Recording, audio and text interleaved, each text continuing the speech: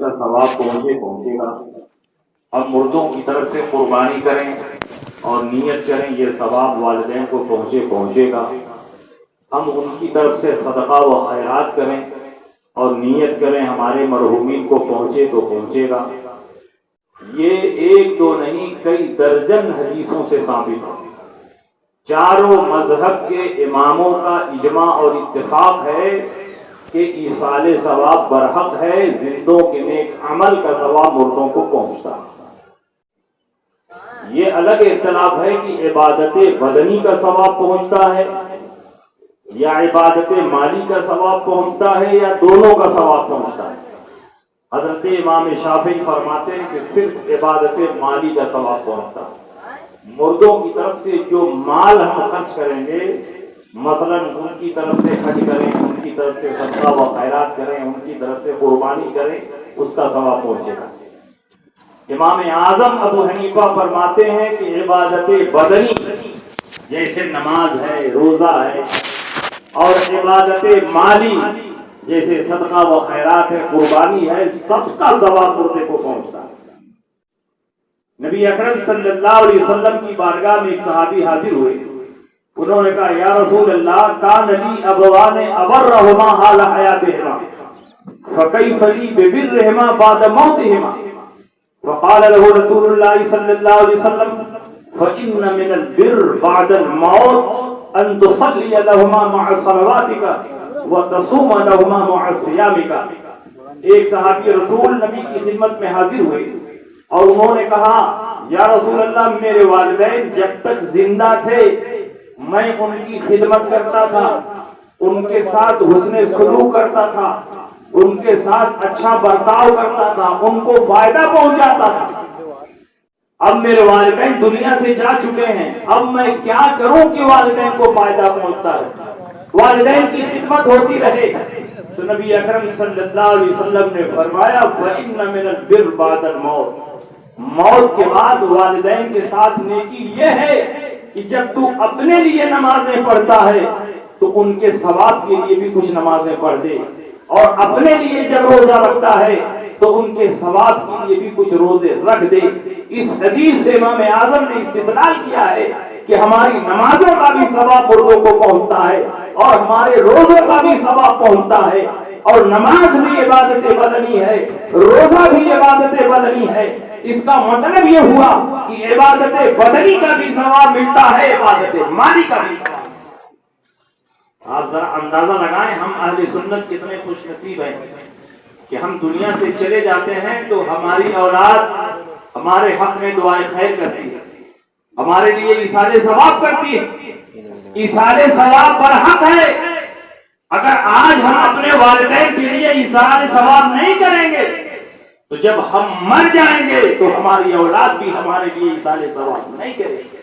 اس لیے ضروری ہے کہ ہم اپنے والدین کو ثواب پہنچاتے رہیں، ایصال ثواب کی محفلیں قائم کرتے رہیں تاکہ ہمارے بچے دیکھیں اور سیکھیں اور ہمارے مرنے کے بعد ہمارے بچے بھی ہمارے ایصال ثواب کے لیے کچھ کام کرتے رہیں. نبی اکرم صلی اللہ تعالی علیہ وسلم نے ارشاد فرمایا، یہ فتح القدیر میں حدیث ہے، امام ابن الحمام نے ایصال ثواب کے تعلق سے پورا باب ہی باندھا ہے، باب ایصال ثواب، اور اس کے تحت درجنوں حدیثیں نقل کی ہیں.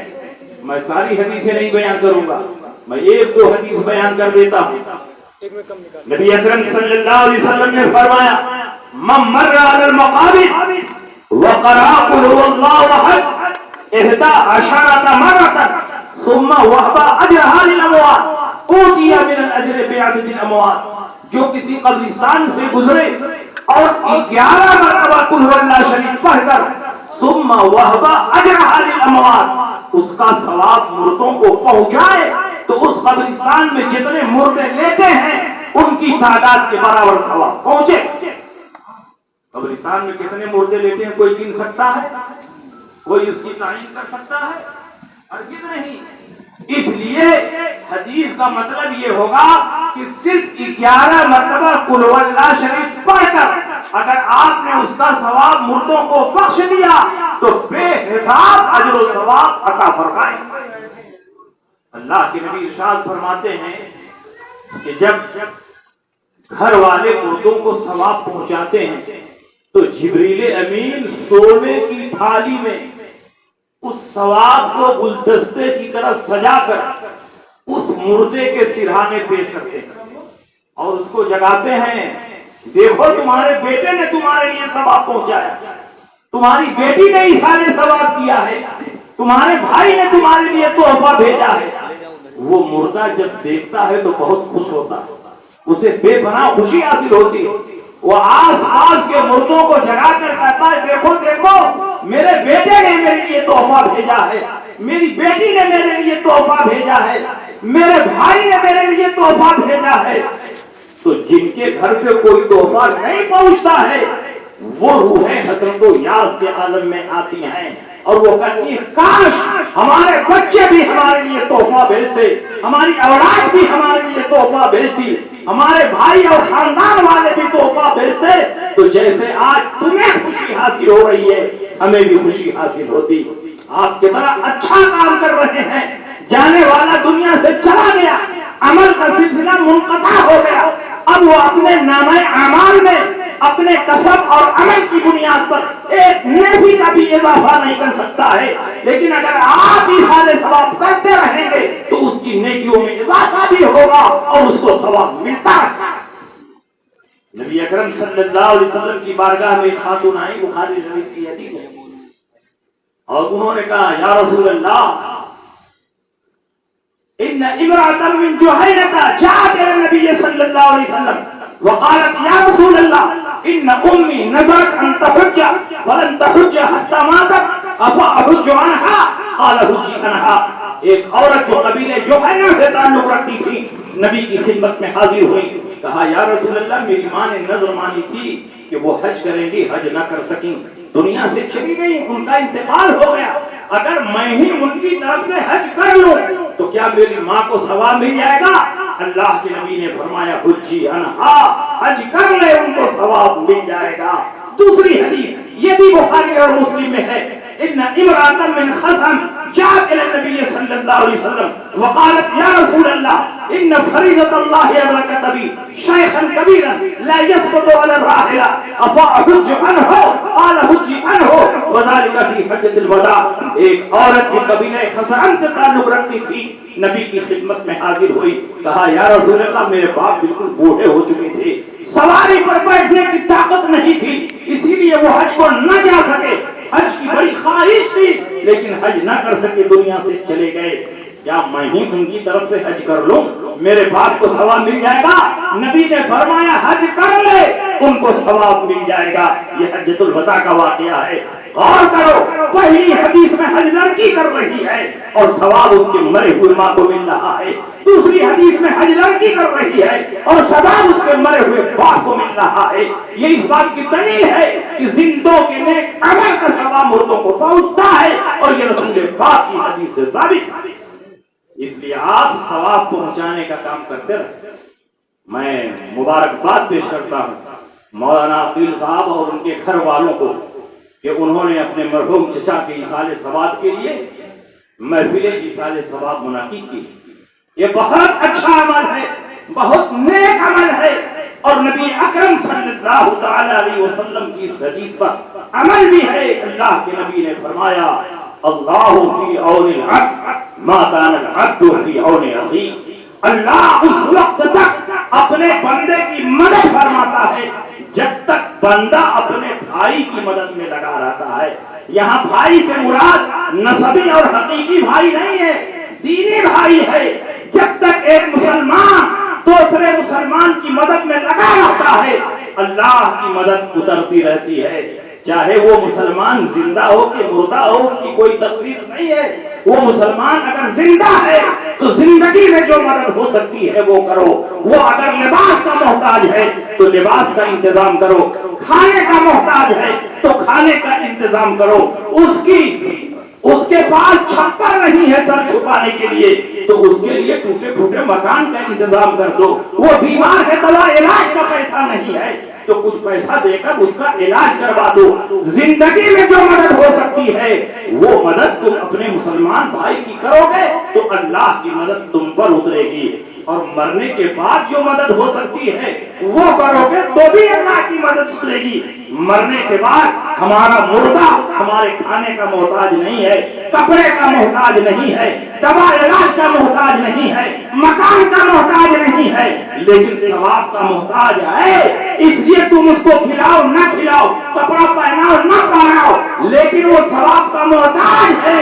تم وہ کام کرو کہ تمہارے مردے کو ثواب پہنچتا رہے. تم قرآن خوانی کرتے ہو اور اس کا ثواب مردوں کو بخشتے ہو تو یہ ثواب بھی پہنچتا ہے. آپ مسلمانوں کو کھانا اور پانی پلاتے ہو تو اس کا ثواب بھی مردے کو پہنچتا ہے.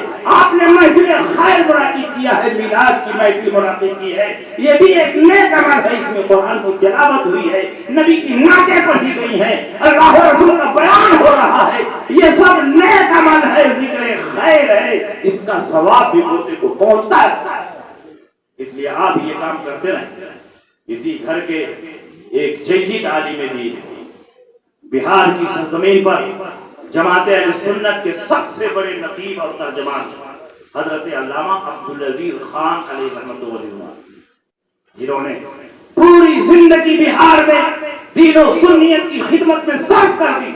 ایک دو نہیں بے شمار جلسوں میں انہوں نے اس ناچیز کو بلایا اور شفقت اور پیار کا اور اخلاق کا جو برتاؤ کرتے تھے آج دور دور تک اس کی نظیر اور مثال نہیں ملتی ہے.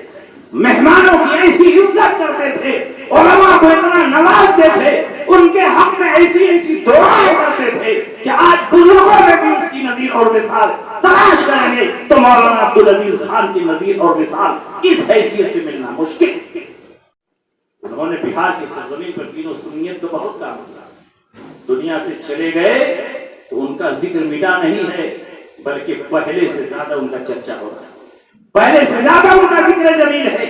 اس لیے کہ انہوں نے بہار کی سرزمین پر جو کچھ خدمات انجام دی ہیں وہ اپنی زمین و جائیداد بنانے کے لیے نہیں بلکہ مذہب و مسلک کی اشاعت کے لیے انہوں نے خدمات انجام دی ہیں. رب کی بارگاہ میں ان کی خدمات مقبول ہو گئی.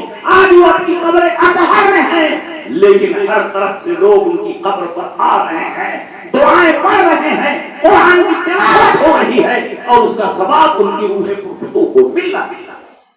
الحمدللہ اس سرزمین کو یہ سعادت حاصل ہے کہ حضرت صوفی نظام الدین صاحب علیہ رحمۃ و رضوان نے اس سرزمین سے جنم لیا. حضرت علامہ عبدالعزیز خان علیہ رحمۃ و رضوان نے اس سرزمین سے جنم لیا اور پورے بہار پر ابر کرم بن کر چھا گئے اور ہزاروں کی تعداد میں اپنے شاگرد کو پیدا کیا جو دین و سنیت کی بہترین خدمات انجام دے رہے ہیں. اس لیے آپ ہمیشہ اپنے خاندان کے بزرگوں کو ایصال ثواب کرتے رہیں. ایصال ثواب برکت ہے. نبی اکرم صلی اللہ علیہ وسلم نے یہ بھی فرمایا کہ اپنے والدین کی قبر پر جمعہ کو حاضری دیتے رہو. اللہ کے نبی نے فرمایا من زار قبر والدیہ او احدہما فی کل جمعہ غفر لہ وکتب برا, جو ہر جمعہ کو اپنے والدین کی قبر پر حاضری دے, اگر دونوں کا انتقال ہو گیا ہے تو دونوں کی قبر پر, اور ایک کا انتقال ہوا ہے تو ایک کی قبر پر حاضری دے تو اللہ کے رجسٹر میں کو کار لکھا جائے گا اور اس کے گناہ معاف کر دیے جائیں گے. جب والدین کے قبر پر حاضری کی یہ سعادت ہے تو نبی کی قبر پر حاضری دو گے تو کتنی فضیلت حاصل ہوگی, صحابہ کی قبر پر حاضری دو گے تو کتنا ثواب ملے گا, اولیاء اعظام کی بارگاہ میں حاضری دو گے تو کس قدر سعادت ملے گی اس کا ہم اور آپ اندازہ نہیں کر سکتے. اس لیے ایصال ثواب کی محفلیں قائم ہوتی رہیں تاکہ مردوں کو اس کا فائدہ پہنچتا رہے. نبی اکرم صلی اللہ تعالی علیہ وسلم نے ایصال ثواب کے سلسلے میں ایک دو نہیں بہت ساری حدیثیں ارشاد فرمائی ہیں. اگر ان کو بیان کیا جائے تو بات بہت طویل ہو جائے گی. یہ نماز جنازہ جو آپ پڑھتے ہیں یہ بھی حقیقت میں ایصال ثواب ہی ہے. مردے کے حق میں دعائے مغفرت ہے. یہ من کل الوجوہ نماز نہیں ہے, اس لیے کہ اگر من کل الوجوہ نماز ہوتی تو اس میں رکوع ہوتا, سجدہ ہوتا, لیکن نہ اس میں رکوع ہے نہ سجدہ ہے، لیکن اس کو نماز جنازہ کہتے ہیں اس لیے کہ بہت ساری شرطوں میں نماز کے ساتھ مطابقت ہے، اشتراک ہے، اسی لیے اس کو من وجہ نماز بھی کہتے ہیں اور من وجہ دعائے مغفرت بھی ہے۔ آپ تیسری تکبیر کے بعد مردے کے حق میں دعا کرتے ہیں، اللہم اغفر لحینا ومیتنا وشاہدنا وغائبنا وصغیرنا وکبیرنا وذکرنا وانثانا الی اخیر تک۔ تو آپ بتائیے یہ کیا ہے؟ مردے کے حق میں دعائے مغفرت ہے۔ اے اللہ تو ہمارے چھوٹوں کو معاف کر دے، ہمارے بڑوں کو معاف فرما دے، ہمارے حاضرین کو معاف کر دے، غائبین کو معاف کر دے، مذکروں کو معاف کر دے، مؤنثوں کو معاف کر دے، جتنے حاضر ہیں سب کی مغفرت فرما دے، جو غائب ہیں سب کی مغفرت فرما دے، جو مرد ہیں سب کی مغفرت فرما دے، جو عورتیں ہیں سب کی مغفرت فرما دے۔ اگر ہماری دعا سے مردے کو فائدہ نہ پہنچتا تو رسول پاک نماز جنازہ کا حکم نہ دیتے۔ نماز جنازہ خود مردے کے حق میں دعائے مغفرت۔ اللہ کے نبی نے فرمایا جو جنازے مسلم کے پیچھے چلا اور نماز جنازہ میں شرکت کی اس کو 1 قیراط ثواب ملا، اور جس نے دفن میں بھی شرکت کی مٹی بھی دیا تو اس کو 2 قیراط ثواب ملے گا۔ صحابہ نے پوچھا یا رسول اللہ یہاں قیراط کا کیا معنی ہے؟ قیراط ایک پیمانہ ہے جو 4.5 ماشے کے برابر ہوتا ہے۔ تو نبی اکرم صلی اللہ علیہ وسلم نے فرمایا کہ 1 قیراط احد پہاڑ کے برابر ہے۔ تو کسی مسلمان کے جنازے میں آپ نے شرکت کر لی تو آپ کو 1 احد کے پہاڑ کے برابر ثواب مل گیا، اور اگر آپ نے مٹی دینے میں بھی شرکت کر لی تو آپ کو 2 احد پہاڑ کے برابر ثواب ملا۔ یہ کتنی عظیم نعمت حاصل ہو رہی ہے۔ مردے کو کس قدر اعزاز و اکرام کے ساتھ ہم لے کر قبرستان جاتے ہیں۔ ایک عام مسلمان ہے، ممکن ہے کہ وہ گنہگار بھی ہو، لیکن انتقال کے بعد ہم اس کو عزت کے ساتھ غسل دیتے ہیں، اس کے جسم پر کفن لپیٹتے ہیں، اس کو اپنے کاندھے پر سوار کرتے ہیں، اور حکم ہے کہ مردے کو لے کر چلو تو اعزاز و اکرام کے ساتھ چلو، اس کو بہت آہستہ رکھو، قبر میں اعزاز کے ساتھ اتارو، اور جب وہاں مٹی دے دی گئی تو اب آپ کے لیے جائز نہیں اس قبر پر آپ پاؤں رکھیں، جائز نہیں ہے کہ ٹیک لگا کر بیٹھیں۔